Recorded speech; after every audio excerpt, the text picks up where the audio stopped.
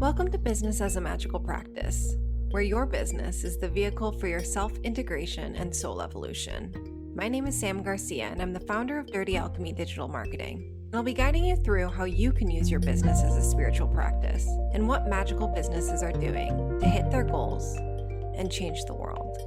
Together, we'll be relating the mystical to the world of business so that our work can unite spirit and matter, shadow and light, conscious and unconscious. Let's dive in. Hi, everyone. We have a treat today. I am interviewing the Whoracle, Amy Lorbati, and we're talking about Heaux Marketing, the definitive answer to bro marketing. So Amy is a women's empowerment and leadership coach. She teaches badasses how to find power switches they never even knew existed. So welcome, Amy. I am so excited to be on this podcast because it's all about everything I love. Woohoo! Is there anything I'd love to hear your actual description of what you do, because that was like such a short little intro. Well, I mean, one of the things that I like to say is I'm here to wake up the witches, empower the bitches, and free the whores. Yeah. It is next level women's empowerment. And I am obsessed with creating a fempire based on the 3 worst things that they call us. And so I really work with women to wake them up to levels of power they didn't even know existed. I was in corporate America for about 25 years, worked my way up from receptionist all the way to senior vice president in Hollywood, right? One of the broiest male-dominated, the Me Too movement started there, basically, businesses. And I thought I was a power bitch, right? And until I started working with the reclamation of these archetypes of witch and bitch and whore, I didn't even know that I could even go so much deeper with regard to my ability to be visible and powerful in this world. So I'm obsessed with working with women to help them see that their power has been hidden under the places they have been most afraid to look for it. So good. And so your brand is Witch Bitch Whore. So you guys can all find Amy on Instagram as Witch Bitch Whore. How did this even start? Okay. Like any good story, I was working in a coven. So I was asked by a really good friend of mine named Brianna Lynn. She's Reverend Rev Brianna Lynn on Instagram and also Facebook. And she was putting together this collective of coaches that she was calling the Coaching Coven. And she asked me to join. And I was like, I'm down to do anything this woman is doing because she is so badass. And I get there and it's me and I think 5 or 6 other women who have been, let's call it this, in the spiritual industry forever. And I had just left corporate. And in our first meeting, she says, I don't care what you call yourselves, but you have to claim the word witch. And I was like, oh no, I am not doing that because I might, my fallback plan was to go back to Hollywood. And if I'm calling myself a witch on the internet, I figured no one would ever hire me again. The other women were like, totally fine, right? Because they basically had been in this world forever. I just dropped into, the spiritual, I call it the spiritual industry. And it was this really challenging experience that I went through to even be able to write the word witch next to my name. The rest of them were all trying to coach me through it and help me. And I was having nightmares of being, taken and killed and, people coming and hunting me down, kind of all of the collective consciousness, I think, of the witch, let's call it, the witch injury that I think almost every woman on earth experiences from a collective consciousness standpoint.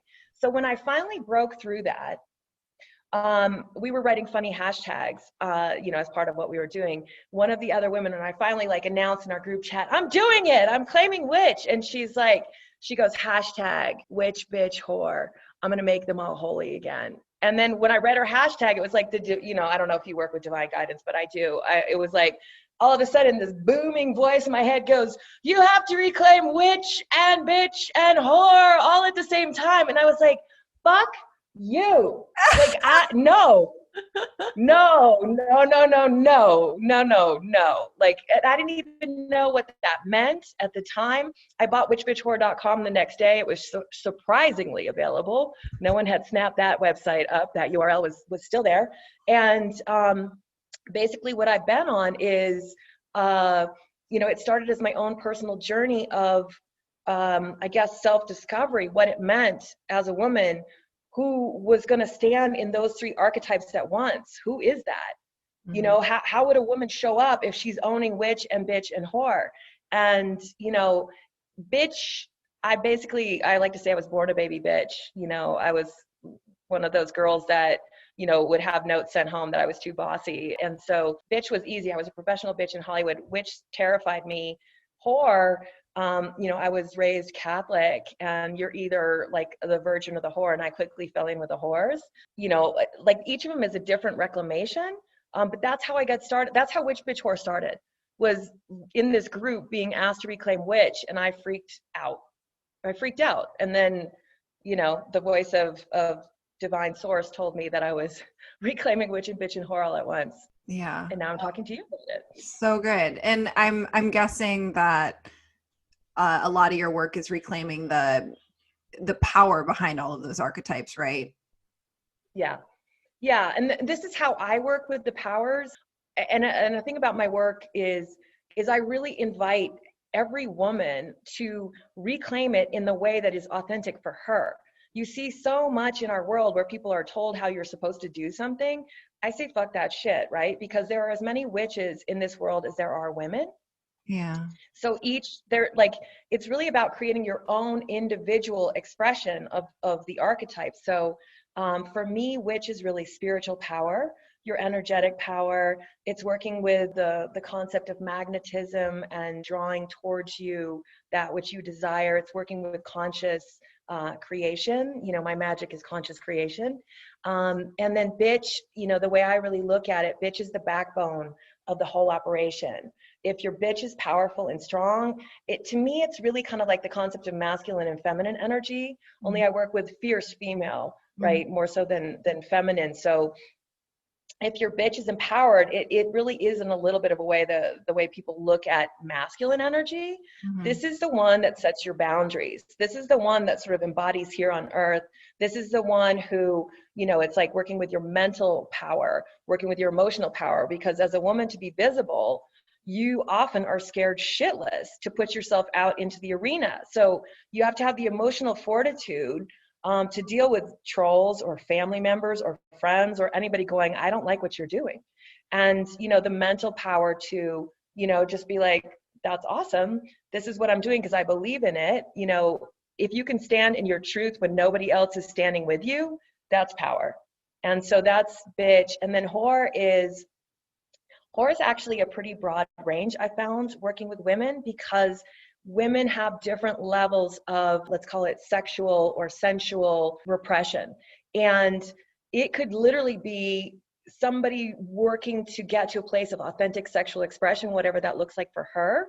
It could literally just being able to be in your body and feel good and feel pleasure, because even the word pleasure, so often, at least for me, the way I was raised Catholic, pleasure is a dirty word. Yeah. And, getting to the place where I allow myself to feel good and trust that it's okay to be in pleasure. And it could be your sexual expression, right? It's your sexual power. It's your power of desire, right? Because a turned on bitch is a powerful bitch, right? And so many women, if you really even think about it, as a light switch, we have been turned down. Like, we're dimmers and we're almost off. And so it's really working with the nervous system to start bringing that dimmer switch on a little by little, because sometimes you don't want to shock your system, so that you're able to more be in a state of pleasure, working with desire, sensual, sexual. It's also a form of magnetics. I say witch and whore are almost like two sides of the same coin. And, I think I said this already, but I'll say it again because it's important. When bitch is strong, witch and whore get to dance around them. right? That's so good. A thought that I've been playing with that I haven't really brought home for myself is the difference between magnetism and seduction. And I was wondering if you're going to bring that up with the horror archetype with seduction, because when I'm feeling them both in my body, they feel very similar. But for some reason, I'm like, I know there's a difference here. I know there's something different between magnetism and seduction. This was unplanned. This was unplanned. I'm curious if you have any thoughts on it. Oh, absolutely. Like, and that's why I say they're two sides of the same coin, right? So magnetism, I would say this is, and like you said, they feel very similar. I'd say if I were to identify it with the archetype, I would identify it more closely with witch.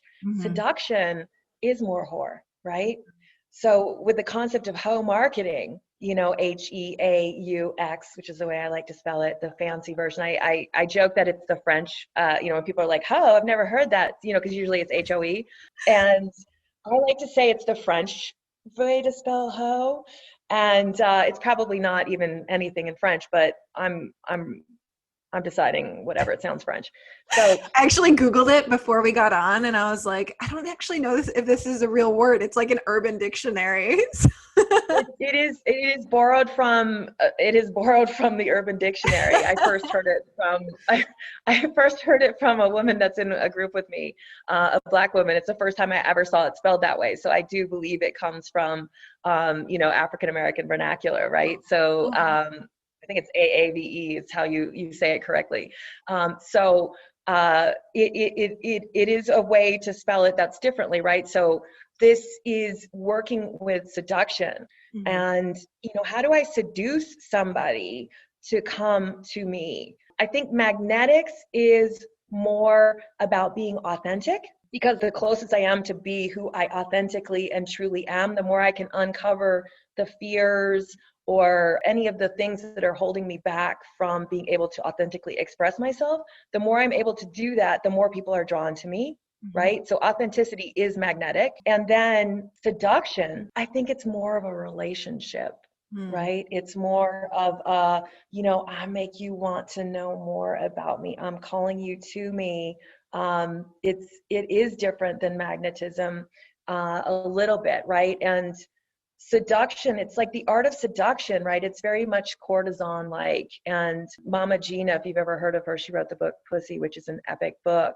You know, she really learned a lot from courtesans. And again, these are energies that women, I believe, are naturally born with. They just get repressed the fuck out of us because of these words. And so just being able to allow yourself to be seductive, right? And a lot of the work that I do is seduction of other women. I'm not here trying to seduce men. I mean, I am and I'm not, right? Like I in a different way, in a different context. Yeah, it's a different way, right? So I'm, you know, what I'm doing is also the work I do is really polarizing. You either like me almost when you first see me, or you hate me, because I speak with a particular, I'm going for what would Goddess Zilla be like? Like, how would the biggest possible, most outrageous woman speak? And so not everybody gets me. You know, as my stepmother told me when I first explained this to my dad and her, she said, it's not my cup of tea, Amy. Like, this is not my cup of tea, right? And I was like, no, it's not. I totally get it. She said, it's for somebody, it's not for me. And I'm like, it is. And so I am not everybody's cup of tea. And I think that that's important for every single person listening to this to really understand. You are not everybody's cup of tea. Yeah. Not everyone's going to like you. And we have been trained with the good girl programming that everybody has to like us. So we put ourselves into these boxes and we're not authentic because we're trying to make everyone like us. Yeah. And that's never going to work. Not everyone will like you.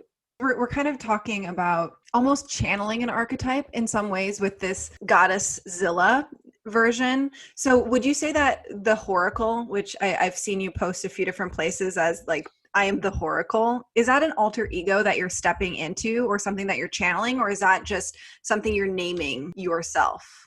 Okay, so I work with an energy basically that I call the Great Witch Bitch Whore, right? Like it may be one energy or it may be three, right? Kind of like Lilith, Kali, and Shakti, kind of Kundalini energy, right? So I do channel a lot of my content is channeled. And that name, is not original to me. I think there's some heavy metal band from Sweden that actually has an album called The Whoracle or something like that from the 70s. But I didn't know that existed. It just sort of came to me, and You're going to have to post some album art.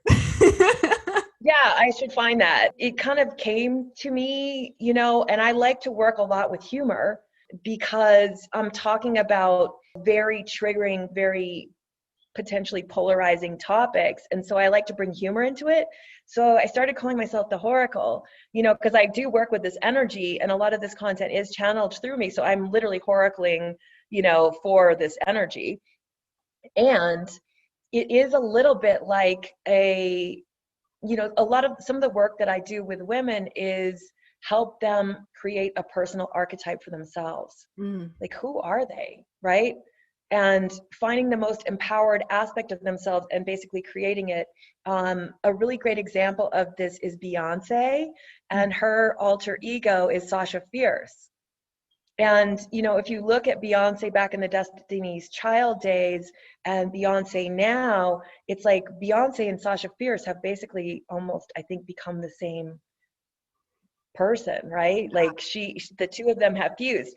And I think it's less that it's somebody who you were not, it's who you always had the possibility of being. It's that you've chosen to cultivate this. Yeah. So it's a little of both, right? Like it's me. And I've been having fun going back into like old photos, and I've been pulling some of them out and using them in some of my Instagram posts. And if I look back at myself 15, 20 years ago, I'm still making some of the faces and doing some of the things that I do now, that are very Kali-esque, my tongue's out in a lot of photos. And, my boyfriend hates it. He's like, God, why do you have to make, I go, I've been making this face for like 20 years, honey, so women with their tongues out is not okay, right? So I like to do things that are not okay. I curse a lot because it's not okay, right? That's not ladylike. And so what in the hell is ladylike? Mm-hmm. Who would you be if you hadn't been trained by the patriarchy to be a certain way? It's like, who would you be if you had been born free, right? So I think that it is kind of an alter ego, and it's also me if I'm just being me, and I don't really like, if a tree falls in the woods and nobody hears it, did the tree fall? It's like, if nobody was going to judge me on who I am, who would I be? Yeah. Right? Mm-hmm. So yeah, it's a little alter ego. It's a little me. And I like to think that we're becoming one and the same. Well, it's probably also for a lot of women who have a hard time really embodying these more bold, confident parts of themselves. Seeing it as an alter ego or seeing it as separate from themselves could be easier for them to step into than actually claiming from the beginning that this is me. Yeah, 100%. It's like, sometimes it's like trying on, I kind of equate it to trying on different outfits, right? Mm-hmm. You're trying on different clothes, and how does this fit? How does it feel? What's it like to walk around wearing this particular outfit all day today? Mm-hmm. So you can lean into different ways of expressing, because we have a lot of examples of what sexy is, mm-hmm. For a woman, what powerful is. And in the world we live in, the way that female power has been looked at has often been something that has an expiration date on it. Mm-hmm. Your beauty expires, mm-hmm. You age out, and then you're no longer as relevant as you were when you're younger in many ways. I'm 52 years old. And so it's also like, I'm basically in the crone category, and you don't have to look any certain way when you get older. You can be and express however. I'm still beautiful. I'm still sexy. I'm still relevant. It doesn't matter. Yeah. That I'm no longer, in the 18 to 34 demographic category, to use bro marketing. Wait, so speaking of bro marketing, something I definitely want to cover today is, what is bro marketing? Because not everyone has heard that term. And then what is home marketing? Why is it the answer to bro marketing? Okay, so I really have heard bro marketing most from my coach, who's a woman named Julia Wells, and she is building a pussy-based business empire. And so the term bro marketing is, if you really think about more of the male corporate linear way of looking at things, that everything is complicated, that you have to have sales funnels and email lists, and you have to have your niche really defined. You have to have, what it's a 5-point thing you're taking everybody through. It's very structured and very complicated. The story is you cannot be successful unless you have an email list, unless you have a sales funnel, like a process. And for people who don't know what a sales funnel is, it's a process that you basically are taking people down kind of a spiral funnel into it's like a trust funnel. Like, so if you're emailing, like cold emailing somebody, that you're basically building a relationship over email.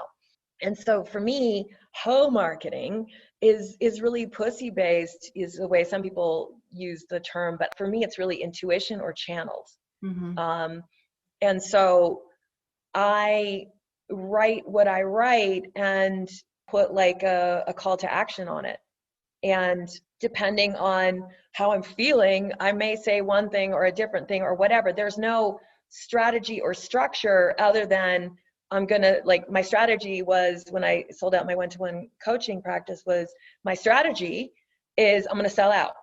And I'm just going to go until I do it. And I did all of it through just social media posts. I don't have an email list. I barely, I think, had 600 followers on Instagram. Another bro marketing thing is these stupid bots that are out there following and unfollowing people and like writing these dumb messages in your DMs about, you should go follow this person. I'm like, bitch, she should come follow me. Like, I don't even know who she is. Bro marketing is like rolling into your DMs and like just giving you some shit you didn't even want. That's bro marketing. Hoe marketing is seducing. I think it's also, in my mind, it includes vanity metrics. There's so many like 7-8 figure businesses talking about how they're 7 and 8 figure businesses where they have 0% profit. Like they're not profiting at all. And then also like, oh, the amount of followers you have, the size of your email list, when like, go look at the conversion rates. They're like not converting anyone.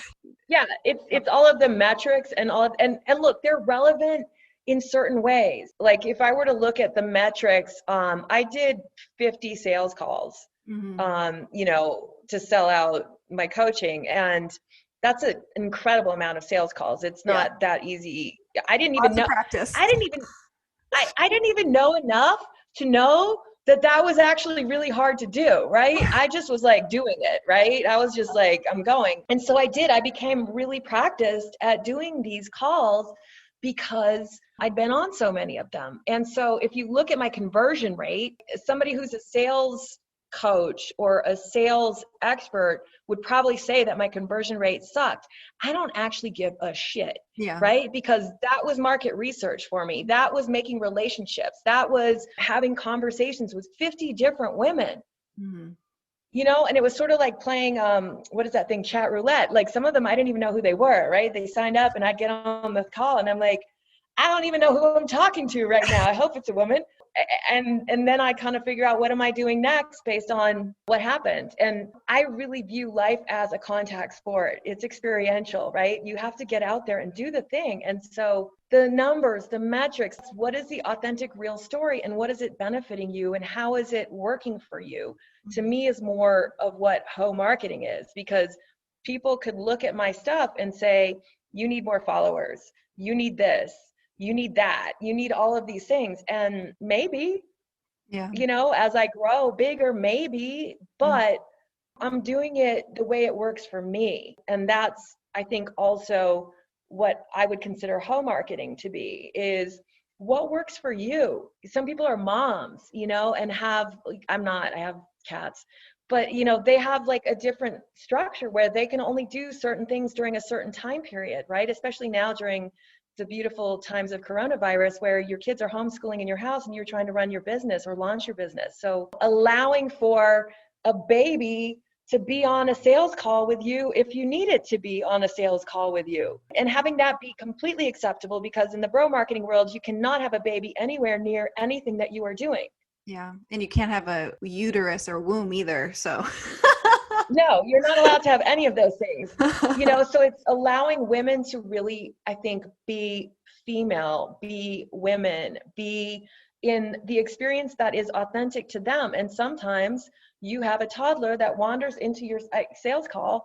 I had plenty of times where people were like, oh my God, I'm so sorry. And I'm like, whatever, bring them on the call. I don't care. It's real life. I want to go back before we go down this one, because I know people are going to ask, how the fuck did she get 50 sales calls? I'm assuming it's going to be very Heaux Marketing-esque. Yeah, I just wrote, and I wouldn't even say I did a post today, because like technically I should be doing a post today, but sometimes I think it's probably more like 4 to 5 posts a week is what I can get out there. And I just would post and invited people to get on calls.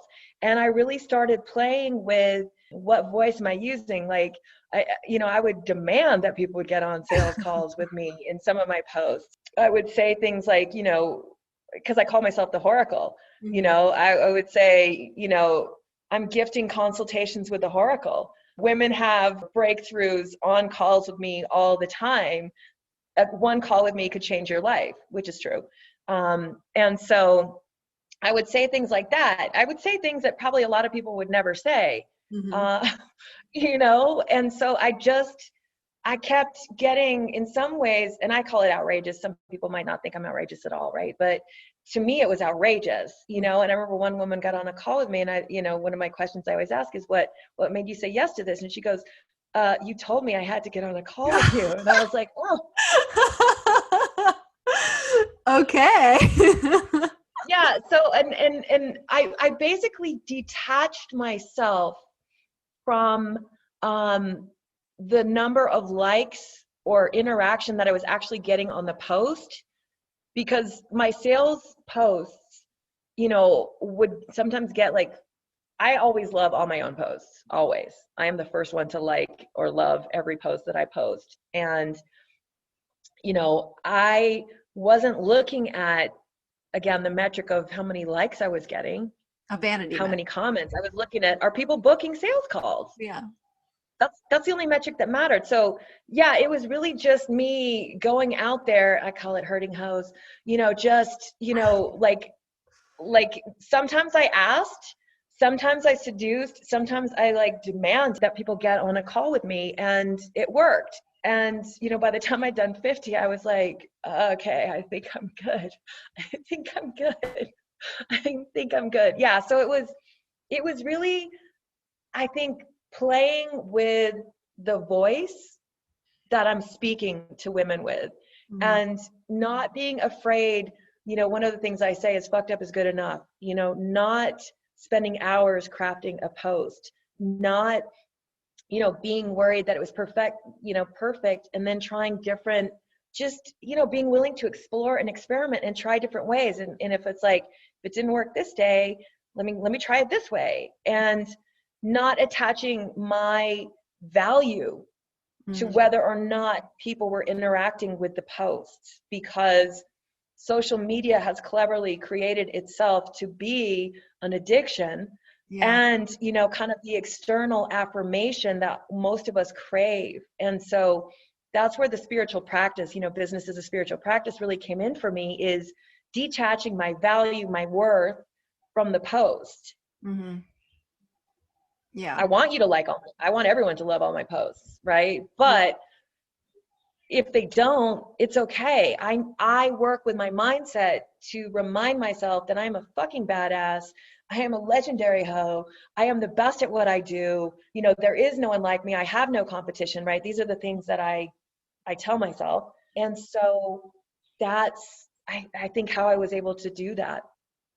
So you already jumped into this topic, but I would love to hear what spiritual, magical mindset, whatever sort of practices fuel your business, and then how does your business then fuel that soul evolution for you? There's so much here. I work with divine guidance, and I really listen to what I'm being told. And I do things that people think are absolutely batshit crazy, right? You know, I sold my house in Hollywood and I moved to a mountain. My friends joke that I live on which mountain. Love I, it. you know, I moved to a mountain because I needed to free up some capital for me to be able to build this business. And I'm very fortunate that I had that opportunity, but I had to sell my house. I had to leave Hollywood. I was like basically unemployed for 2 years. You know, I was like, kept hearing this voice in my head saying, you have to sell your house. You have to sell your house. You're moving to this mountain. And I was like, you know, I'm always like, please shut up, right? And it won't stop. When I hear a drumbeat that won't stop, then I know that I'm supposed to follow it. So a lot of, you know, creating my business, creating everything that I'm doing has been following divine guidance. Mm-hmm. And, you know, the way divine guidance appears to me is it's more like thoughts, you know, and words that appear in my head in a very like, it's almost like a booming kind of way. It's like different than my regular thoughts. It's just sort of like a commandment, like thou shalt do whatever. And I'm like, oh God, this again. So I really work with that. I do a lot of mindset work, you know, working with fears, doing fear inventories. And then I call this flipping a bitch. This originally comes from a woman named Karen Elliott who wrote Existential Kink, and then also my coach Julia talks about it. But flipping the bitch is my spin on it, right? So it's really writing out what are your fears, and then I flip the bitch because your fear is a bitch, you know, because your mind is like always like telling you lies, and then I turn it into what is the thing that I need to hear now. Mm-hmm. What would empower me instead of nobody wants to work with me, no one will get on a call with me, everybody thinks that I suck, you know, whatever. I'm making up stuff even though this is what my mind tells me. You know, then it would be like, you know, bitches are banging on my door like to get into my coaching. You know, women get so much results from working with me. You know, I have a wait list a mile long, like whatever it is that I need to believe, then I'll tell myself, right? So it's like reverse brainwashing yourself. You've been brainwashing yourself to believe that you are unworthy, less than whatever the heck it is. This is basically reverse brainwashing yourself into believing that you're badass as fuck and you can create whatever the hell you want, right? Yeah. Or at least that's how I work with it, right? And trusting that it's all working, that everything is in alignment, that everything in my life has prepared me for this moment right now, you know? And if I look back at my life, everything has been preparing me. I did work in the corporate world and I was in marketing and promotions and all of that. So, you know, I'm able to take some of that stuff and bring it into this world. A man that I used to work with reached out to me and he sent me a message. He goes, oh my God, he goes, I am like dying over what you're doing right now. And he goes, I can't believe you just used FOMO in a post, you know, fear of missing out, which is a marketing term, right? Where I was like, I had like one spot left. Get on my calendar, right? You know, and so that in the marketing world is called FOMO marketing. It's fear of missing out. And, you know, I did have one spot left and I just wanted everyone to know that I had only one spot left. And so it's, you know, for me, it's divine guidance, working with my mindset, and, you know, trusting that everything is in alignment, even when sometimes it feels like everything is off the rails and I'm about to hit a wall, you know, just going, everything I do makes me money. I don't know how yet, but it will. Love that. That's a great affirmation right there, or thought to try on. Yeah. Yeah, it's especially helpful when literally everything looks like shit and I'm crying on the ground, right? Because there's days, I think, you know, where I feel like a failure and I'm crying and, you know, something isn't working right and I just don't have the motivation or the willingness, you know, or the ability to do something. And that's part of Heaux Marketing, which is that women are cyclical creatures. And sometimes, you know, we're just not in the mindset, the space to do the thing. And it's being able to like stop and look at what's happening and go, do I just need a day to just cry and eat ice cream and watch movies or whatever? Or is this like my mind telling me that there's something I need to be afraid of that's not actually real, right? So it's getting to the place, I guess for me, the spiritual practice is getting to the place of being able to see, when do I need to just stop and take care of myself? And when do I need to work with my mindset and go, no, bitch, get back out there. Like everything's fine. And so, sometimes, we need self-care. Sometimes we just need like a pep talk to get back out, right? So it's really being cyclical.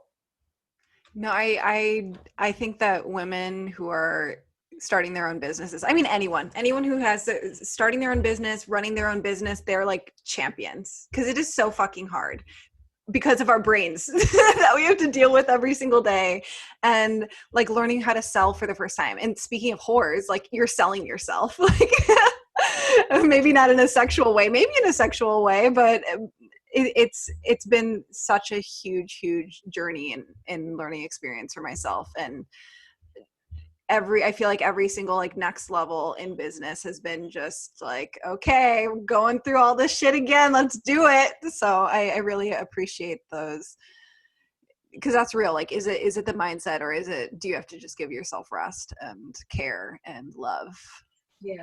Yeah. And I mean, the other thing too, with working with the words witch, bitch, and whore, and standing on the internet and saying, I'm a witch, I'm a bitch, and I'm a legendary whore, right? Because I like to qualify whore. Like, if you're going to be a whore, you might as well be a legendary one, because, once you're a whore, always a whore, kind of in the world that we live in, it's like really challenging to get out of, and a lot of the times this happens in high school, and it's a deep wound for women. And I also want to just say that I am absolutely 100% pro sex worker rights, so I want to acknowledge the women who are actually in that space, that are professional whores in that way. And, you said we're all selling ourselves in some way, which we actually are all selling ourselves in some way. And, just working with these words alone, owning them online is an incredible spiritual practice, right? To say, hi, I'm the Whoracle and my brand is Witch Bitch Whore. And if you don't think people didn't tell me this was a terrible idea, it would be wrong, because basically a lot of people said, this is crazy. Why are you doing this? Couldn't you come up with a brand that's a little bit more palatable, that doesn't get censored, that's not going to get you shut up, right? But because of this, I've put myself out there in a way that, I know what it's like for my nervous system to say I'm a whore. And, any woman who, it's like, you can call your business anything you want. Yeah. I'm calling mine Witch Bitch Whore. So if you want to be, Susie Shortcake Sex, Sparkler of the Year, whatever, there are no rules. Yeah. Don't let people tell you there's rules. And I put myself into the situation so that I know what it's like, so that the women who I work with, I have sex coaches that I work with. I have, people who are wanting to come out as intuitive healers that are afraid of what everyone's going to even think if they're an intuitive healer. Yeah. Which is not even saying witch, but even just saying I'm intuitive is sometimes too much for people's families and communities to even hear, because it's 2020, but there still is such stigma against these things. So I know exactly what it feels like to step out there and call yourself something extremely controversial. Mm-hmm. I know what happens in your mind and your body because I'm doing it, right? So in a way, some of what I'm doing, and again, this is the divinely guided part, because I certainly didn't see this until I was in it, that this was absolutely necessary for me to do in order to hold space for women who are also stepping out and doing really big things in this world and are afraid to be visible because of, fear of being attacked, fear of their families rejecting them, fear of, like nasty trolls on the internet coming by to tell you you're stupid and you're a whore. And it's like, it's in my name. It's in my name. Well, it's like you are doing shadow work through your business's identity. Yeah.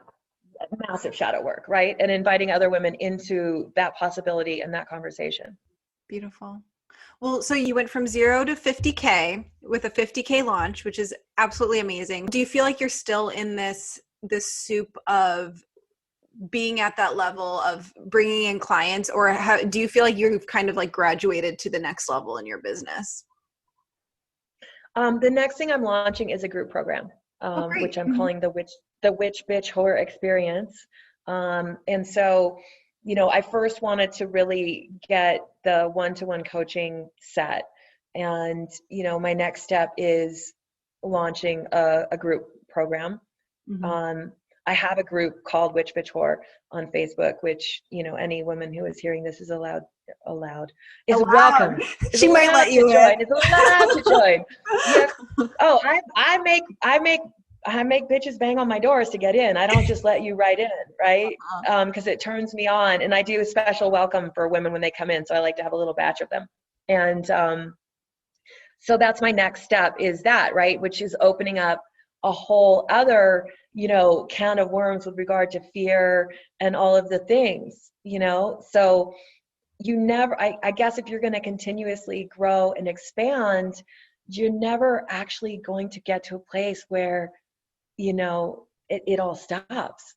Mm-hmm. It's continuous spiritual growth work, because it's the next, what's the next thing? I'm gearing up to launch that, and I'm putting together a wait list of, women who want to be the first to know about that. And, right now we're going to focus a month on witch, a month on bitch, and a month on horse. It's going to be a 3-month program. It's going to be under $1,000 because I want to make it accessible for as many women as possible. And I'm going to have a special bitch price, a special witch price, a bitch price, and a horror price. There's going to be different prices for each one. And, so you get to choose your price based on what you identify as. Oh, wow. That's so fun. Oh my gosh. So what new, do you feel like you have new challenges with doing the group program? Like, what's coming up for you with that? I mean, everything, because, I have to be able to, it's like everything I've done so far has been what I've been able to do at the point that I was able to do it. I wanted to up my graphics for my posts, and I tried Canva, and that took too long. So basically all of my posts, at least so far, I create in either Facebook or Instagram stories, because I can put copy on there easily. And, someone was like, wait, that looks like an Instagram story. And I was like, yeah, because that's the only way I can make graphics, right? And rather than, teach myself how to do it or hire someone, I think I would like to get someone who can help me with graphics, but I had to just do what I could do to my ability to get those 50 sales calls. I wasn't going to wait until I could get somebody to do the stuff.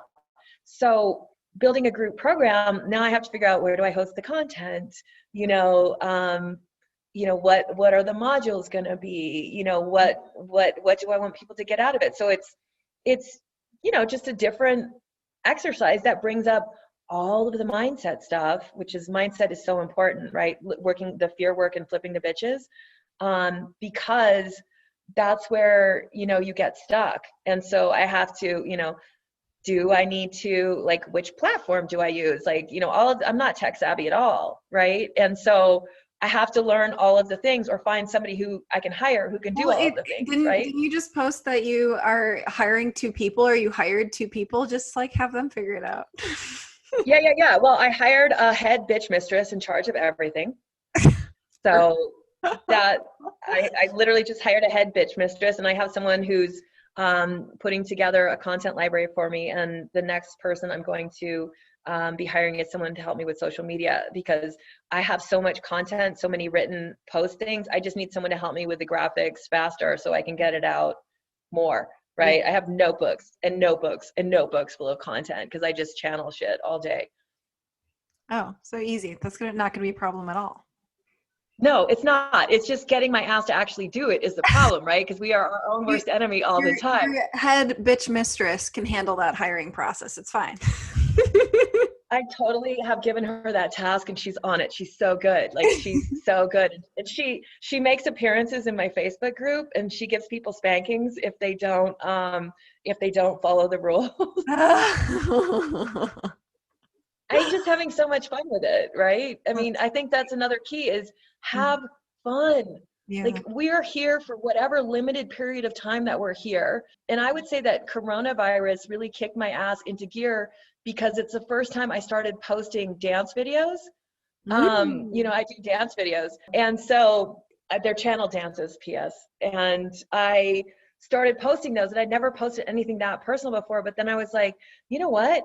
Who gives a shit? Like any one of us could be dead tomorrow. So we have to get out there and do whatever the hell we are called to do. Because the worst case scenario is we are going to have some troll tell us we look stupid or fat or old. Or I had, like, my first TikTok video I posted, I had somebody say, I posted one of my dance videos, I had some really unattractive man tell me that, put some clothes on, you old hag. And I was like, really? My first post on TikTok, I get like trolled. So that's the worst thing. The best thing is you're going to change the world. So get out there and do the thing that you know that you're here to do. And if you don't have the ability, the courage, the whatever to do it, hire somebody who can help you do it. That's what I did. You know, I hired the baddest ass coach that I could find. Her name is Julia motherfucking Wells. And, you know, I figured that was the person that could kick me into the next level, which she did. And she's also probably the only person I could have hired that would have said to me, go more, witch bitch whore, go more, right? Like other people were like, oh, you should maybe tone it down. She's like, no. Gotta make this more palatable, please. Yeah, no, she was like, I think you need to actually go more. And I was like, really? More, no, more, turn it up, right? So it's finding the people that are gonna, you know, either be in sisterhood, in partnership, in collaboration, in motivation, and whatever it is that you need, because building a business is scary as fuck. It is like, it is no joke. That's why your podcast is named Business is a Spiritual Practice, because it is the hardest core growth work I have done in my life. Yeah. There are dogs outside barking a lot. They agree. The dogs agree. They're like, fuck yes. The bitches! You've been hurting the bitches. The bitches are here. I'm empowering the bitches. They're screaming your name. Oh my God, this is all so good. Thank you so much, Amy, for coming on. I wanted to ask a little fun question for the end, which is, what's your favorite thing that you've spent money on lately in your business, and just for like straight up pleasure? Now that you're making So everyone's like, you have like $50,000. I'm like, do you guys have any fucking idea how much money I owe my coach? Like, I mean, she was not cheap, right? So the best thing I've bought for my business was her, number one. So you need like a really great, if you're a coach and you don't have a really great coach, then what are you doing? And my second favorite thing in business that I bought was my head bitch mistress. Ooh. Was hiring my head bitch mistress, right? Somebody that could do the things that I really am not good at. Because after like the 11th hour of trying to get some shit to work in Acuity, I was like, I need to just hire somebody. Yeah. And then my favorite thing in my personal life, I was not spending any money on myself forever because I wasn't making any money. And I needed new clothes so bad. So I bought some new clothes. This top is one of them. Love it. And it's my like python print top. And I bought some like new skincare products that I was really excited about, because I really had been on a pretty tight budget and not spending any money on myself. And so it felt so good to actually buy myself pretty things, you know, and, you know, pretty things. My head bitch mistress is a very pretty thing, right? She's amazing. And my clothes and, you know, the skincare stuff, which I'm like, all right, I mean, coconut oil is great, but maybe I could spring for something a little bit more, you know, luxurious. So it's been fun treating myself to some luxury. That's so fun. Yay. Congratulations. Thank you. This has been so fun. I'm like literally in love with you. I think you're just like, I'm in love with you. That's why I reached out. So I'm so glad we had this. We'll have to do a 2.0 with after your successful launch of your group program and get the deets on all of that. Yeah. I'm gonna crush it at that. You're gonna crush it. Putting that out into the universe. Oh yeah, I'm gonna crush it. No question. So where can everyone find you in all of the places? Okay, so the first place that you can find, which is easy to remember, is on Instagram. I'm Witch, WITCH, not the other kind of witch bitch whore. On Instagram, I'm Amy Lorbati on Facebook if you want to find me. I have my witch bitch whore group. My witch bitch whore website is under reconstruction right now, but that's at witchbitchwhore.com. Everything is witch bitch whore. I like to make it easy so that my last name's hard to say, so witch bitch whore is easier to remember. So how can people get on the wait list for your group program too? Go to my Instagram page and it's there in my profile, the link to get on the wait list. Okay, perfect. You heard it here first, guys. I don't know if you heard it here first, but it's fine. Well, you did hear it here first. I've not talked about this anywhere. Exclusive! Exclusive! Announcing my program! Well, awesome. Thank you all for listening, for joining with us and being here and starting to step into the witch bitch whore archetypes within your business and your life, trying out that Heaux Marketing. I'm all for that. So fun. Do you have any final words of wisdom, Amy? I mean, just do the thing that you know that you are here to do and get whatever you need to support you in doing that. For women, stepping out and being visible and taking up space and having their voices heard is so important, and it's also terrifying. But just know, if you keep getting a message that you're here to do a thing, you're here to do the thing. So start doing the thing. Awesome. Thank you so much, Amy. Oh, I love you. Oh, it's so fun.